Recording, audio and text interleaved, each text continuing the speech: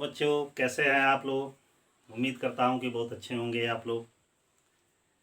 तो हमारा टॉपिक था कि इनकम टैक्स का। आज इनकम टैक्स का नया अध्याय शुरू होता है। पीछे के अध्याय में आप लोग अच्छा खासा देखे पढ़े। उम्मीद करता हूं कि इसी तरह अगले अध्याय में पढ़ते रहेंगे और हमारे वीडियो को देखते रहेंगे ताकि आपको नई नई जानकारियाँ मिलती रहें। चलिए, अगला हमारा चैप्टर है इनकम टैक्स का। इनकम टैक्स, निवास स्थान तथा कर दायित्व।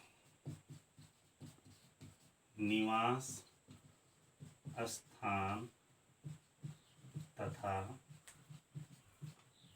कर दायित्व, इसे अंग्रेजी में कहा जाता है residence and tax liabilities. Residence and tax liabilities.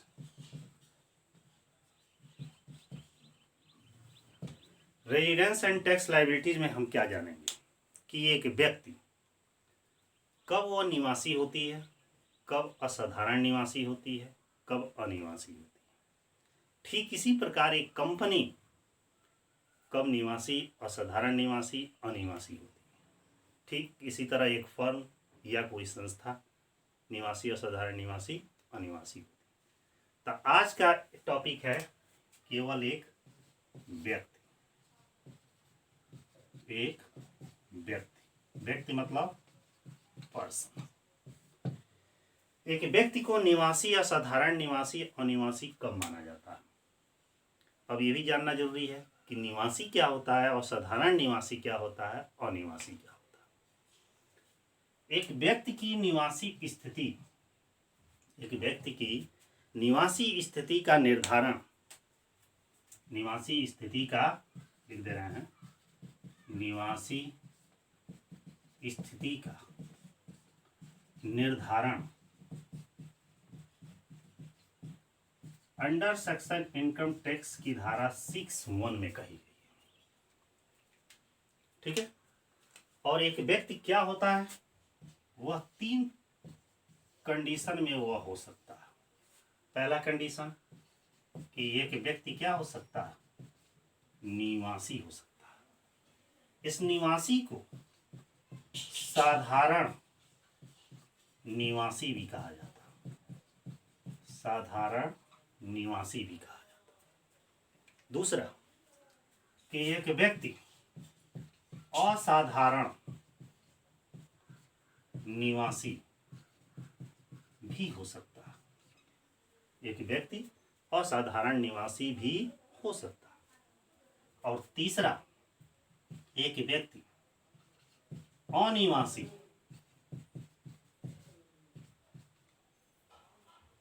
और निवासी भी हो सकता है। ठीक है। इस प्रकार एक व्यक्ति की निवासी स्थिति का निर्धारण कितने प्रकार से किया गया है, 3 प्रकार से किया गया। मतलब एक व्यक्ति वो निवासी भी हो सकता है, असाधारण निवासी भी हो सकता है और अनिवासी भी हो सकता है। ठीक ना। वह एक ऐसा व्यक्ति जो भारत में रहता है, भारतीय मूल का है, वह उसके साथ तीनों ही घटनाएं घट सकती हैं। अब यही जानना है हमें कि कब वह निवासी होगा, कब असाधारण निवासी होगा, कब अनिवासी होगा। ध्यान दीजिएगा। इसके संबंध में क्या है, 2 शर्तें। पहला शर्त है, फर्स्ट शर्त है आधारभूत शर्त, और दूसरा शर्त है अतिरिक्त शर्त।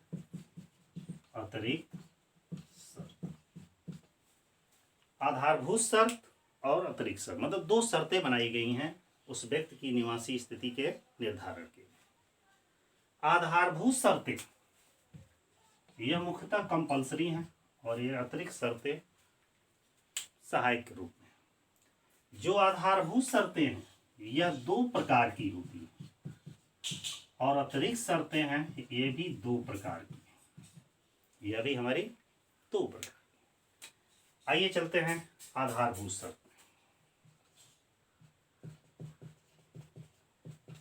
आधारभूत शर्त, आधारभूत शर्त क्या है यह जानना ज्यादा जरूरी है। वह व्यक्ति मतलब जिसके बारे में हम चर्चा कर रहे हैं, गत वर्ष में, पहला कंडीशन, पहली शर्त क्या है, वह व्यक्ति गत वर्ष में कम से कम 182 दिन भारत में रहा हो। आधारभूत शर्त क्या है कि वह व्यक्ति गत वर्ष में कम से कम 182 दिन भारत में रहा हो। दूसरा, वह व्यक्ति गत वर्ष के पूर्व के 4 वर्षों में 365 दिन भारत में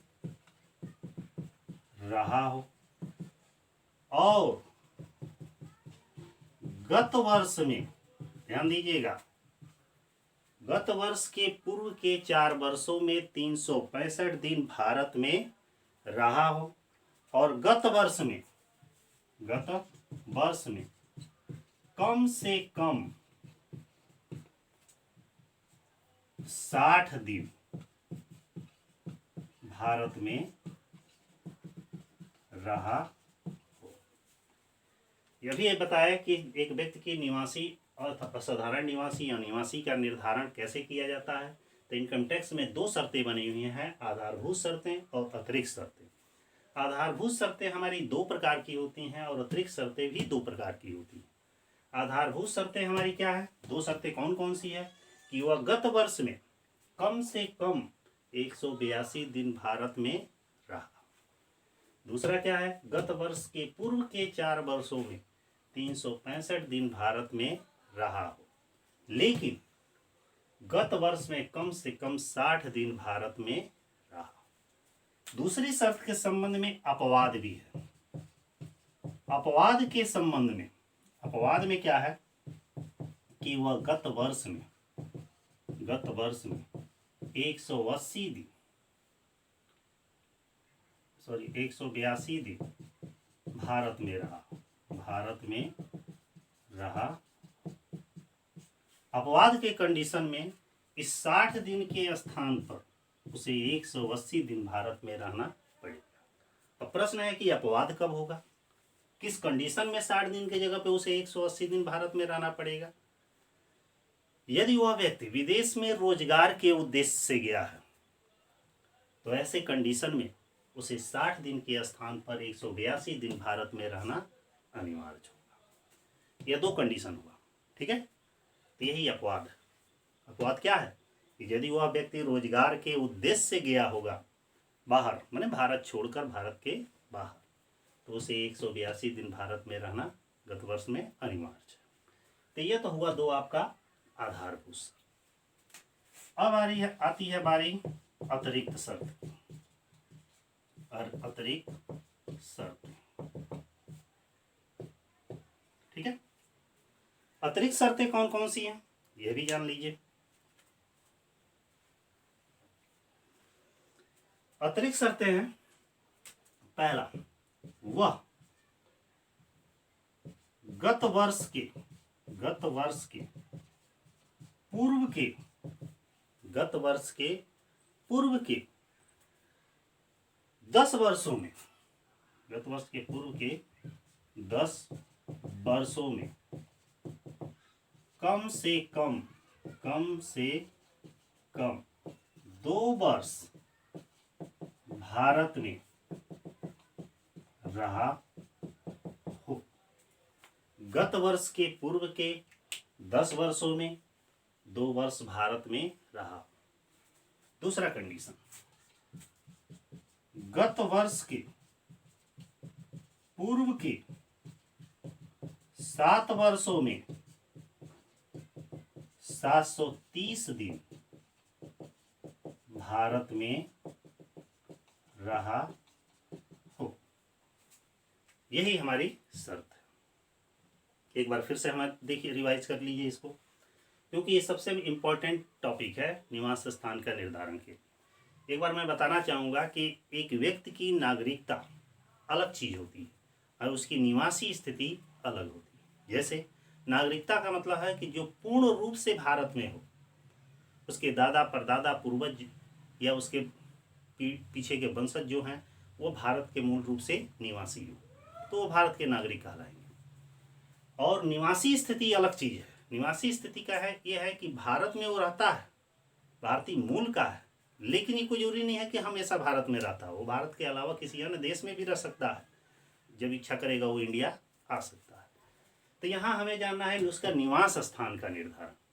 निवासी स्थिति का निर्धारण के लिए अभी बताएं कि व्यक्ति की निवासी स्थिति का निर्धारण 3 तरीके से किया जाता है: निवासी, साधारण निवासी या साधारण निवासी, असाधारण निवासी और निवासी। इसके निर्धारण के लिए 2 शर्तें बनाई गई हैं इनकम टैक्स में: आधारभूत शर्तें और अतिरिक्त शर्तें। आधारभूत शर्तें हमारी 2 प्रकार की होती है, अतिरिक्त शर्तें भी हमारी 2 प्रकार की होती है। अब जानिए कि आधारभूत शर्त क्या है। आधारभूत शर्त की पहली शर्त है कि वो गत वर्ष में कम से कम 182 दिन भारत में रहा हो, और दूसरा है कि गत वर्ष के पूर्व के 4 वर्षों में 365 दिन भारत में रहा। यहाँ ये भी जानना जरूरी है कि गत वर्ष का मतलब क्या होता है।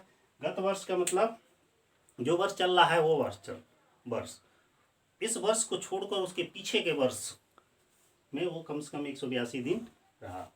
एक चीज़ और भी है, जो 182 दिन लिखा गया है, 365 दिन लिखा गया है, 60 दिन लिखा गया है, 182 दिन लिखा गया है, यहाँ 10 वर्षों में 2 वर्ष लिखा गया है, यहाँ 730 दिन लिखा गया है, ये अनिवार्य नहीं है कि वो कंटिन्यू लगातार रहा, वो अल्टरनेट करके भी रह सकता है। इंडिया कभी 10 दिन रहा, फिर विदेश चला गया, फिर आया तो 1 महीना रहा, फिर विदेश चला गया, अर्थात कुल मिला के उतने वर्षों में वो कैसे भी उतना दिन रहा।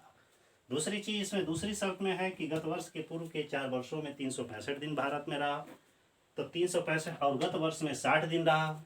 यह 60 दिन भी कोई जरूरी नहीं है कि कंपल्सरी रहा, अल्टरनेट करके भी रह सकता है। यहाँ इसके अपवाद भी दिए हैं कि कुछ दशाओं में 60 दिन के जगह पे 182 दिन उसे भारत में रहना अनिवार्य है। ठीक है, वो दशा कौन सा है? यदि वो रोजगार के उद्देश्य से विदेश में जाता है तो वहाँ उस कंडीशन में 182 दिन भारत में रहना अनिवार्य है। अतिरिक्त शर्तों में है कि गत वर्ष के पूर्व के 10 वर्षों में कम से कम 2 वर्ष भारत में रहा हो, और गत वर्ष के पूर्व के 7 वर्षों में 730 दिन भारत में रहा हो। तो इस तरह ये दोनों अतिरिक्त और आधारभूत शर्तें। अब प्रश्न है कि कब वह निवासी, असाधारण निवासी और अनिवासी हुआ। तो सबसे पहले आइए निवासी की दशा। निवासी, यदि वह व्यक्ति कौन जिसके बारे में हम चर्चा कर रहे हैं, जो आधारभूत शर्त है, आधारभूत शर्त जो 2 ठो दी गई है, दोनों शर्तों में से कोई एक शर्त, ध्यान दीजिएगा, एक शर्त पूरी करता है या दोनों पूरी करता है, या दोनों पूरी करता है, तो उसे भारत में आधारभूत शर्त जो है, दोनों शर्तों में से कोई एक शर्त पूरी करता है या दोनों ही शर्त पूरी करता है, दोनों ही शर्त पूरी करता है। ठीक, और अतिरिक्त जो शर्तें हैं, अतिरिक्त शर्तें हैं, शर्तों में से 2 में से एक या दोनों शर्त पूरी करता है, तो उसे भारत में निवासी माना जाएगा। ऐसे समझिए कि एक निवासी व्यक्ति है, 2 आधारभूत शर्त है, 2 अतिरिक्त शर्त है। इन दोनों शर्तों में से कोई भी एक शर्त या दोनों शर्त पूरी करता है, और दोनों अतिरिक्त शर्तों में से कोई भी एक शर्त या दोनों पूरी करता है तो ऐसे व्यक्ति को भारत में निवासी माना जाता है। ठीक है। दूसरा चीज असाधारण निवासी, ये तो पहला हुआ। अब दूसरा ये असाधारण निवासी। असाधारण निवासी वह कब माना जाएगा कि जब वह व्यक्ति, ध्यान दीजिएगा, जो आधारभूत शर्त है, आधारभूत शर्त है, इन आधारभूत शर्तों में से कोई एक शर्त पूरी करता है या दोनों पूरी करता है। लेकिन जो हमारी अतिरिक्त शर्तें हैं उनमें से कोई शर्त पूरी नहीं करता,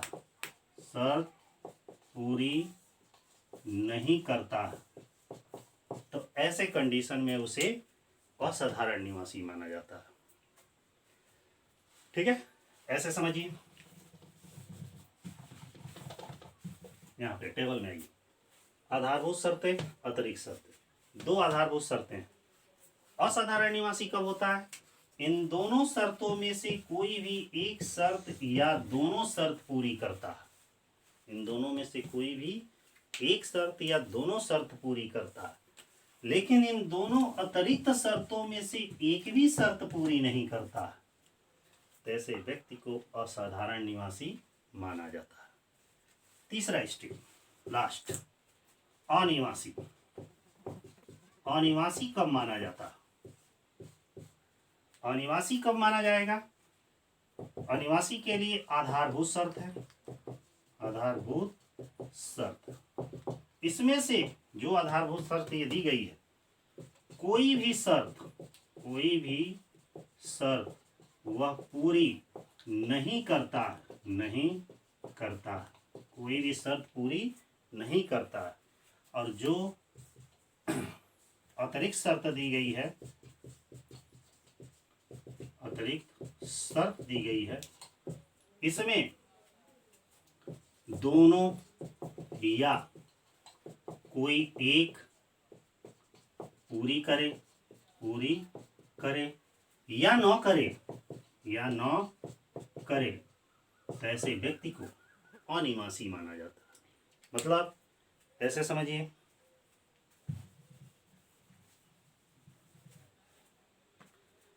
कि दो आधारभूत शर्तें दी गई हैं, दो अतिरिक्त शर्तें दी गई हैं।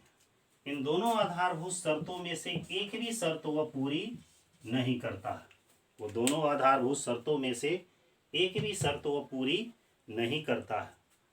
और दोनों अतिरिक्त शर्तें दी गई हैं, इनमें से दोनों ही पूरा कर ले, चाहे एक पूरा करे चाहे नौ करे, तो ऐसे कंडीशन में उसे क्या कहा जाएगा? असाधारण निवासी माना जाता है। इसी के साथ हमारा एक व्यक्ति के निवास स्थान के निर्धारण का टॉपिक समाप्त हो गया। अगले वीडियो में हम जानेंगे कि एक कंपनी, एक फर्म की निवासी स्थिति का निर्धारण कैसे किया जाता है। तब तक के लिए धन्यवाद। इसी तरह हमारे वीडियो को देखते रहिए। उम्मीद है कि वीडियो हमारा पसंद आया होगा, और अधिक से अधिक देखिए और शेयर करिए, लाइक और सब्सक्राइब करिए। तब तक के लिए बाय।